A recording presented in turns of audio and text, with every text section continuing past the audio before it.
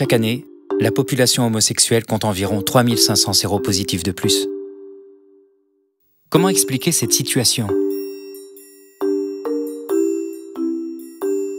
Une forte prévalence VIH.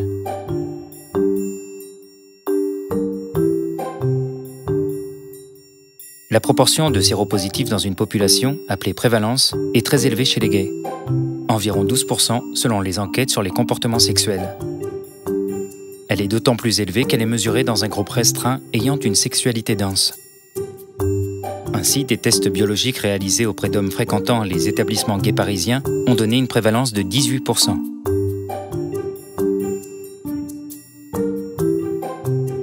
Plus la prévalence est forte, plus le risque de contamination est élevé.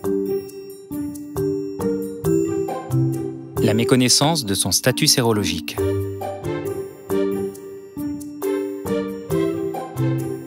« 60% des gays ont déjà fait un dépistage, dont 47% dans l'année. On estime que 20% des gays ne connaissent pas leur statut. Plus important encore, un homosexuel sur 5, se croyant séronégatif, est en fait séropositif. Quand on ignore son statut, on a moins tendance à se protéger et protéger les autres. Après une contamination, le virus est très actif. Durant les semaines suivant une infection, le virus est très actif et ne peut pas encore être détecté. Dans cette période, dite primo-infection, certains hommes croient sincèrement être séronégatifs, alors qu'ils sont très contaminants. C'est pendant la primo-infection que les risques de transmission sont les plus élevés.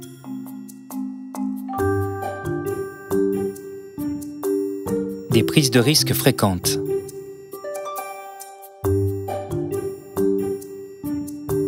« 80% des gays affirment avoir l'intention de se protéger. Pourtant, près de 40% déclarent avoir eu au moins une prise de risque avec un partenaire occasionnel au cours de l'année écoulée. Qu'il s'agisse d'un accident de préservatif ou d'un relâchement, même les plus résolus ne sont pas à l'abri des risques. Le nombre élevé de partenaires. Les gays ont beaucoup de partenaires sexuels. Si la moitié des gays déclarent moins de 10 partenaires sexuels par an, la moyenne est bien plus élevée, 17 partenaires.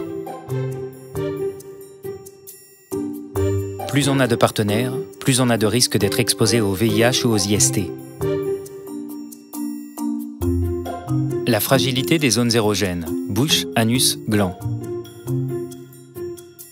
Ces zones érogènes sont des muqueuses, donc moins résistantes que la peau.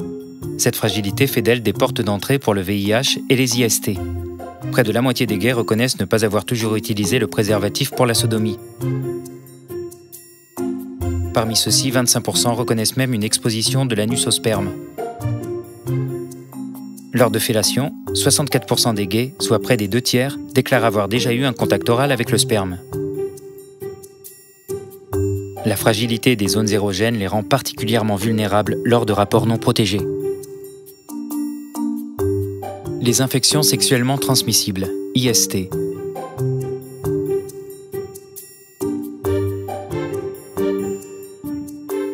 20% des gays ont déjà contracté une IST au cours de leur vie, et près de 9% au cours de l'année écoulée. Les risques de rencontrer des porteurs d'IST sont très élevés pour les gays, or ces infections rendent les muqueuses plus perméables au VIH. De plus, elles peuvent faire remonter la charge virale d'une personne séropositive, augmentant ainsi le risque de transmission. La présence d'IST augmente le risque de contamination par le VIH. Prévalence élevée.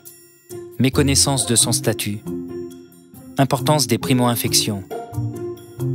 Fragilité des zones érogènes. Rapport non protégé, même occasionnel. Nombre élevé de partenaires et présence des IST. Tous ces facteurs contribuent à maintenir à un niveau élevé les contaminations par le VIH lors de rapports homosexuels. Sur chacun d'eux, il est possible d'intervenir, individuellement et collectivement.